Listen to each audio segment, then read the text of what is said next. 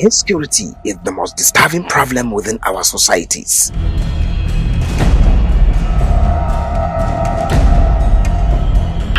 And our security operatives are doing their possible best to tackle the problems. Ko sun saya ko ba su saya ba tilas ba lallai ba gobe a gun kidan nan kar ku bari a tashi lafiya ku yanka mun takuye duk wani yaro da aka samu inda yaron kada ne kawai ya fadi dimishin din maraba sinima over till in work I'll call you back so nake na kama su cikin ruwan sanyi. I'm telling you ki ba a hankali ki hiru da bakin ki. Kun ba haka ba wallahi I'm telling you ina ga miki sunan ki mutacciya. Kisa? I'm telling you fa.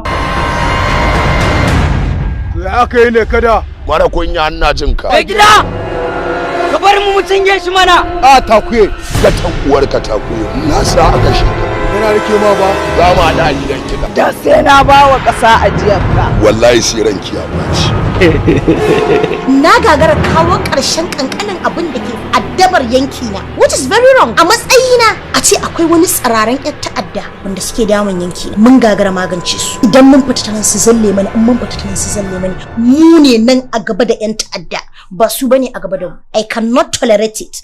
Daban-daban. mazaje suka zo da makamai har makaranta na To wallahi ba za mu kyale su. Dan daba ne fa. Kowanne dan iska ne. ba zai yiwu ba mu ba za mu dau wannan ba anan. Screenplay Ismail Aliyu Mujaddadi. Executive Producer SYA Multimedia. Co-producer Abbas TV SYA and Ismail Muhammad Engineer. baka ci sai ganganci Produced by Yusuf Magaria. Assistant Director Jibrim Alaikum Jaji. Story and directed by the wonderful director Shamsiyan Ali. Daban-daban. ne miki kama da irin wanda zaki wa irin wannan kiran mu ci gaba da yin labarin shi Maganan yana hannun kwamishina. ai ba za a turo a zuwa kira ni kilishi ƙaryar wuta yake ka tane Daban-daban. Daban-daban.